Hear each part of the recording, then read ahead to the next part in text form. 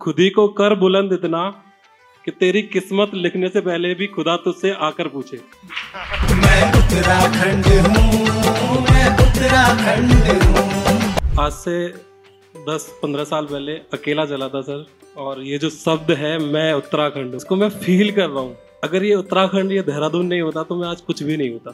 सबसे पहले मैं दिल की गहराइयों से, मतलब मुझे जो कुछ भी दिया है वो इस शब्द ने दिया है। मैथ्स पढ़ाना मैंने स्टार्ट किया था, लेकिन उसके बाद लगातार लोग जुड़े। यहाँ पे भी कुछ लोग हैं टीम में, और अभी 11 लोग हैं जो लेटेस्ट फौज से रिटायर हुए हैं, DIPR क्वालिफाइड, जो हमारी टीम में, जिनके मार्गदर्शन में बच्चे SSB की तैयारी करते हैं। और लगभग 150 से ज़्यादा की टीम है सर, जो दिन रात मेहनत करती है। AI से यूज़ करने वाले कोचिंग्स में नाम आएगा तो मैं आज आप सबसे वादा कर रहा हूँ, तो सबसे पहला नाम ड्रीमर्स का आएगा। हम बहुत सारे प्रोजेक्ट्स में काम कर रहे हैं। सर के जो बात चल रही थी तो मुझे मोदी जी की एक बात याद आई कि पहाड़ का पानी और पहाड़ की जवानी पहाड़ के काम नहीं आता। मुझे लग रहा है सही हाथों में कमान है तो पहाड़ का पानी भी काम आएगा और पहाड़ की जवानी काम आएगी कि नहीं आएगी। कॉम्बो बड़ा तगड़ा बन गया ये पानी और जवानी का। मैं आपको बड़े गर्व से इस तरह कह सकता हूँ कि पूरे भारत के 28 स्टेट के बच्चे देहरादून में पढ़ रहे हैं, और ड्रीमर्स में हर एक स्टेट का बच्चा पढ़ रहा है। रिजल्ट्स ढूंढता है देहरादून में, डेफिनेटली कोचिंग इंस्टीट्यूट से अच्छे रिजल्ट्स हैं। यहाँ IIM है, और सबसे इम्पोर्टेंट चीज़ जो मैंने फील की है यहाँ 14 सालों में, वो यहाँ का वातावरण और यहाँ के लोग। मैं उत्तराखंड हूँ, मैं उत्तराखंड हूँ। Co-presented by Dreamers EduHub, powered by Uttarakhand Tourism Development Board and UCOST. Co-powered by Shikhar Spaces and Nectar Phytocamp. Supported by Box Infro, Adventure Partner, Trek the Himalayas. Safely driven by Transport Department Uttarakhand and official print partner Dainik Jagran. Hariom जी, आपकी तरफ बढ़ते हैं। Dreamers EduHub एक बहुत ही ज़बरदस्त नाम बन चुका है। मैं लगातार आपको ऑब्जर्व कर रहा हूँ। दिल्ली में इतने बड़े बड़े प्रोग्राम हो रहे हैं, आपको वहाँ इनवाइट किया जा रहा है। राजधानी में बहुत सारी जगहों पे आपकी शिरकत रहती है। और ये बच्चे जो रिजल्ट्स निकाल रहे हैं, टीम वर्क के बारे में आप क्या सोचते हैं? सबसे पहले मैं आपसे ये जानना चाहता हूँ, क्योंकि बहुत लोग कहते हैं कि इतने बच्चे, हरिओम चौधरी अकेले कैसे इतने सिलेक्शन दे पा रहा है, और मैंने आपसे हमेशा टीम वर्क के बारे में सुना है। सबसे पहले नमस्कार, जय हिंद। आज से 10-15 साल पहले अकेला चला था सर, और ये जो शब्द है मैं उत्तराखंड हूँ, इसको मैं फील कर रहा हूँ। मेरी ज़िंदगी में इतना महत्वपूर्ण है कि जब मैं मथुरा डिस्ट्रिक्ट से सर यहाँ आया था तो मेरे पास सिर्फ 2000 रुपये थे। अगर ये उत्तराखंड, ये देहरादून नहीं होता तो मैं आज कुछ भी नहीं होता। सबसे पहले मैं दिल की गहराइयों से, मतलब मुझे जो कुछ भी दिया है वो इस शब्द ने दिया है। तो जब मैंने आके शब्द पढ़ा और गाना चल रहा था तो मुझे बड़ा अंदर से लग रहा था। तो स्टार्टिंग अकेले से करी थी, मैथ्स पढ़ाना मैंने स्टार्ट किया था, लेकिन उसके बाद लगातार लोग जुड़े। यहाँ पे भी कुछ लोग हैं टीम में, और अभी 11 लोग हैं जो लेटेस्ट फौज से रिटायर हुए हैं, DIPR क्वालिफाइड, जो हमारी टीम में, जिनके मार्गदर्शन में बच्चे SSB की तैयारी करते हैं। और लगभग 150 से ज़्यादा की टीम है सर, जो दिन रात मेहनत करती है। अभी NDA का एग्ज़ाम है, पिछले 15 दिन से पूरी रात भर क्लास चल रही है। और मैं इन बच्चों को, यहाँ 11th क्लास के बच्चे आए हुए हैं, इनको भी दिल से धन्यवाद देता हूँ कि पूरी रात ये बच्चे टीचर्स के साथ मेहनत करते हैं। तो सब ऐसे ही चल रहा है सर। वाह। हरिओम जी, आपसे बात करें तो समय, डेटा के साथ साथ AI को लेके बहुत तगड़ा चल रहा है। आप जब डिफेंस की तैयारी करा रहे हैं तो क्या ये सोचते हैं कि ट्रेडिशनल तरीके अब नहीं चलेंगे, क्योंकि दुनिया बहुत अलग लेवल पे खेल रही है? इसको कैसे सोचते हैं, देखते हैं? बिल्कुल सर, जब हम लोग और आप लोग पढ़ते थे तो हमारे टीचर्स हाथ से कॉपियाँ चेक करते थे, और कई बार ऐसा होता था कि सर ने भी बहुत तैयारी की है सबसे टफ एग्जाम की, तो हम टीचर के पास कॉपी लेके जाते थे कि सर ये मेरे कम मार्क्स यहाँ मिले हुए हैं। ड्रीमर्स में मैं ये कहना चाहूँगा कि इंडिया का पहला AI पावर्ड इंस्टीट्यूट बनने वाला है अगले 1-2 महीने में। हम ऐसी मशीन बना रहे हैं कि आप पूरी कॉपी चेक करो, आपको PDF आपके घर भेज दी जाएगी, कहाँ पे गलती है ये बता दिया जाएगा ऑटोमेटिकली AI से। क्लासरूम में हम टीचर्स की तरफ मुँह करके AI गैजेट लगा रहे हैं, टीचर्स ने कितनी एफिशिएंसी से पढ़ाया ये रिपोर्ट मेरे पास आ जाएगी। और स्टूडेंट्स की तरफ भी रहेगा, स्टूडेंट्स कितनी एक्टिव थे क्लास में, कौन बच्चा ध्यान दे रहा था, कौन नहीं दे रहा था, मतलब पूरा माहौल बदलने वाला है सर। और बच्चे आजकल देख ही रहे हैं कितने एडवांस है, बहुत जल्दी हर 3 महीने में मतलब थॉट चेंज करनी पड़ रही है। पहले हम लोग अपनी इंस्टीट्यूट की जब मीटिंग होती थी तो 6 महीने 6 साल का 5 साल का प्रोजेक्ट बनाते थे। आजकल हम 6 महीने में अपनी चीज़ें चेंज हमें करनी पड़ रही हैं। तो एआई का बहुत ज़बरदस्त रोल है। और सर मैं एक बात और, अभी मुझे सब सर से जब बात कर रहे थे याद आई, मैं ये बड़े गर्व से कहना चाहूँगा कि मैं उत्तराखंड हूँ। जब हम बोलते हैं तो ये शब्द के साथ साथ ना जिम्मेदारियां भी आती हैं। तो काव्या भाई जैसे आपने एक जिम्मेदारी पूरी करी है कि हिंदुस्तान का पहला डिजिटल रेडियो आपने खोला है, और वैसे ही ड्रीमर्स, मैं हमेशा कहता हूँ कि पूरे हिंदुस्तान में अगर डिफेंस की कोचिंग की कहीं बात होती है तो उत्तराखंड का नाम आता है, और उत्तराखंड में देहरादून का नाम आता है, और जब बात देहरादून की होती है तो ड्रीमर्स का सबसे पहले नाम आता है। और जब भी एआई से यूज करने वाले कोचिंग्स में नाम आएगा तो मैं आज आप सबसे वादा कर रहा हूं तो सबसे पहला नाम ड्रीमर्स का आएगा। हम बहुत सारे प्रोजेक्ट्स में काम कर रहे हैं। जबरदस्त। बच्चे बहुत शानदार परफॉर्म कर रहे हैं, लगातार इतने कमाल के उनके सिलेक्शंस वगैरह हो रहे हैं। उत्तराखंड स्टेट को एक डिफेंस के हब के रूप में, क्योंकि हर जगह की, जैसे कोटा में कुछ काम हो रहा है अच्छा, कुछ हरियाणा बेल्ट में बढ़िया काम हो रहा है, पूना में कुछ अच्छा काम हो रहा है, हैदराबाद में अपना आईटी को लेके, और उस तरफ तेलंगाना की तरफ बढ़िया काम हो रहा है, गुरुग्राम में इतनी सारी कंपनीज और ये सब। उत्तराखंड को अगर एजुकेशन हब एंड डिफेंस के बैकग्राउंड के तौर पे आपको देखना हो तो आप कैसे देखते हैं, क्या दृष्टि से देखते हैं इस तरफ? देखिए अभी सर के जो बात चल रही थी तो मुझे मोदी जी की एक बात याद आई कि पहाड़ का पानी और पहाड़ की जवानी पहाड़ के काम नहीं आता। मुझे लग रहा है सही हाथों में कमान है तो पहाड़ का पानी भी काम आएगा और पहाड़ की जवानी काम आएगी कि नहीं आएगी? ये तो कॉम्बो बड़ा तगड़ा बन गया, ये पानी और जवानी का। सर को सुनते सुनते भी जैसे याद आया। वाह। तो मैं ये आपको बड़े गर्व से इस तरह कह सकता हूँ कि पूरे भारत के 28 स्टेट के बच्चे देहरादून में पढ़ रहे हैं, और ड्रीमर्स में हर एक स्टेट का बच्चा पढ़ रहा है। अभी जब साहब भी पूछ रहे थे बच्चों से तो बड़े अलग अलग जगह से बच्चे नाम बता रहे थे, और कुछ बच्चे क्योंकि प्रोग्राम शिफ्ट हो गया तो आ नहीं पाए, वो अभी आगे चरण में आएंगे। तो हर स्टेट के बच्चे यहाँ के सेलेक्ट हो रहे हैं। और आप पूरे देश में कहीं पे भी अगर डिफेंस कोचिंग की चर्चा करोगे तो सर देहरादून का नाम आएगा ही आएगा। और हम और बाकी लोग भी लगातार इस पर काम कर रहे हैं। तो आने वाले समय में डिफेंस में ही नहीं, मैं ये कहना चाहूँगा हम लोगों ने काम स्टार्ट किया है आईएएस की तैयारी के लिए, जुडिशरी की प्रिपरेशन के लिए, आईआईटी के लिए, नीट के लिए। हमारे पहाड़ के बच्चों को कहीं भी नहीं जाना पड़ेगा, देहरादून में, और हम ऊपर की तरफ भी चढ़ेंगे धीरे धीरे आपके साथ। यहीं रह के हम बहुत बेस्ट तैयारी कर सकते हैं। अगर हम डिफेंस में सिलेक्शंस का सैलाब ला सकते हैं तो हर एक एग्जाम में सैलाब ला सकते हैं। हमारे बच्चे अक्सर कहते हैं एग्जाम कोई भी हो ये देखो तैयार करके आए हैं बच्चे, बढ़िया जी। अब वो उस बात का आंसर दे दीजिए। देखो कोई भी पेरेंट्स जब सबसे पहले कोई कोचिंग फाइंड आउट करता है, यहाँ बच्चे बैठे हुए हैं, तो वो अपने लिए बेस्ट एजुकेटर ढूंढता है कि मुझे अच्छा टीचर मिले। मैं कैसा हूँ उससे फर्क नहीं पड़ता, ये राइट भी है।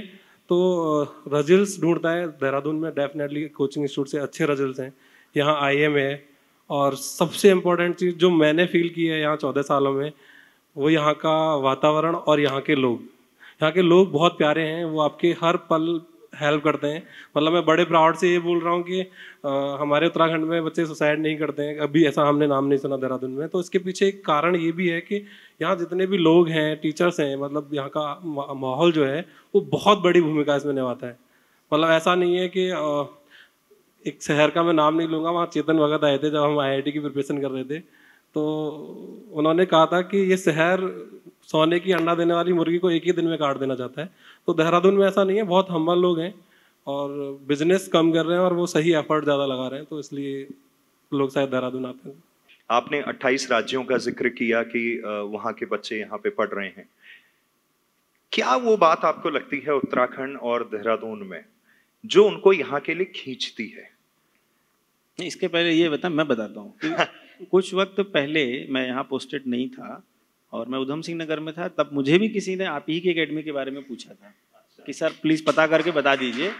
तो मैंने जो भी मेरे नोन थे यहाँ पर, मैंने उनसे पूछा तो उन्होंने कहा कि नहीं साहब आप अच्छा है, आप रिफ़र कर सकते हैं। मैंने कहा भाई मैं देहरादून रहा नहीं कभी, मुझे पता नहीं है और मैं ऑनेस्ट फीडबैक ही दूंगा। तो मैंने जो भी मेरे साथी लोग थे यहाँ पर उनसे मैंने पूछा तो उन्होंने कहा कि नहीं साहब आप रेफर कर सकते हैं जिसको भी। तो आई डोंट नो उन्होंने आए ज्वाइन किया वो मुझे नहीं पता, but being in this service बहुत से लोग आते हैं हमारे पास पूछने के लिए आप कि भाई आप उत्तराखंड में पोस्टेड हैं, ये ऐसी एकेडमी ऐसा इंस्टीट्यूट है।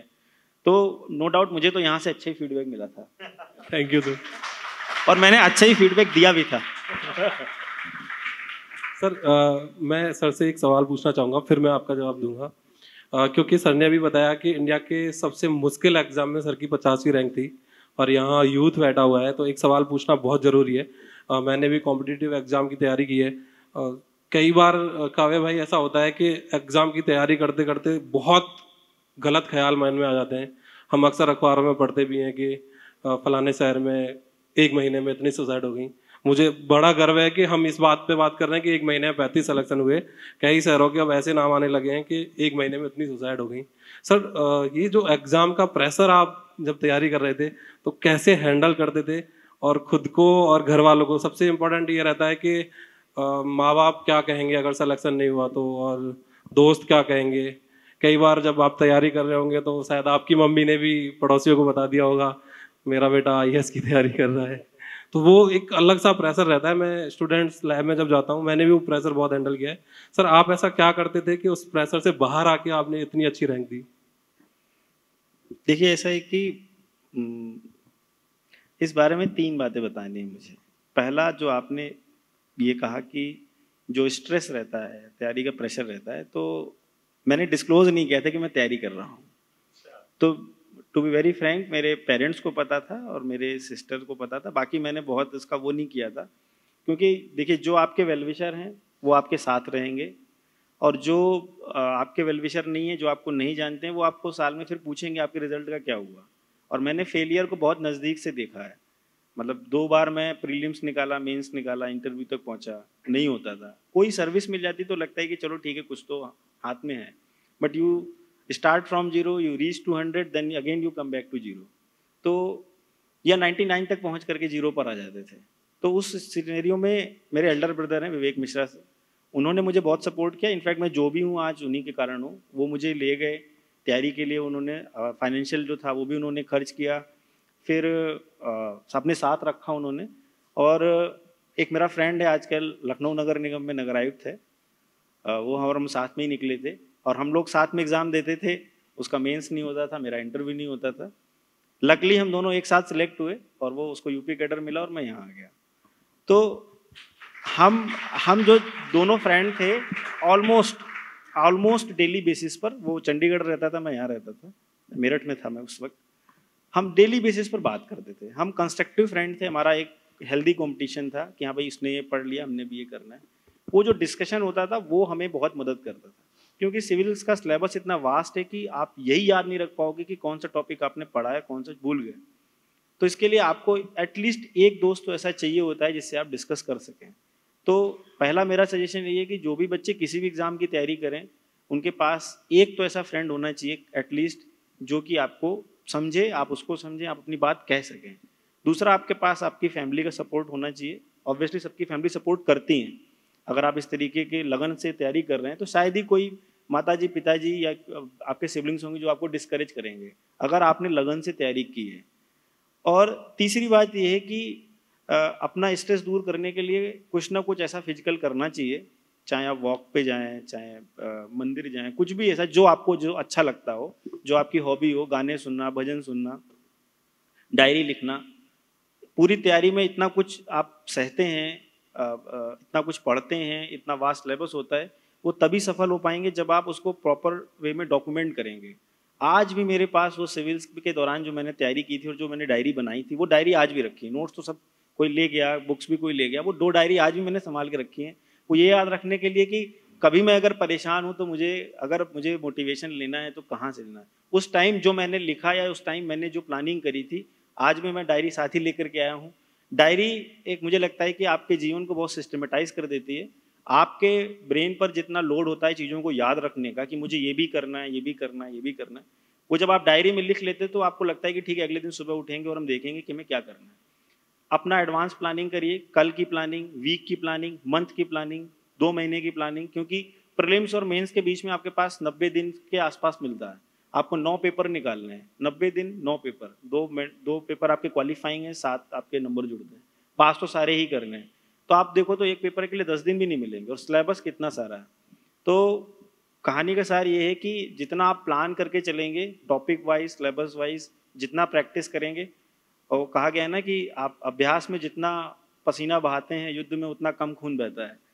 तो जितना आप प्रैक्टिस करेंगे उतना अच्छा रहेगा। बहुत बहुत धन्यवाद सर। Thank you. समझ आ रहा है आप लोगों को? अभ्यास में जितना पसीना बहाओगे, आगे क्या हुआ?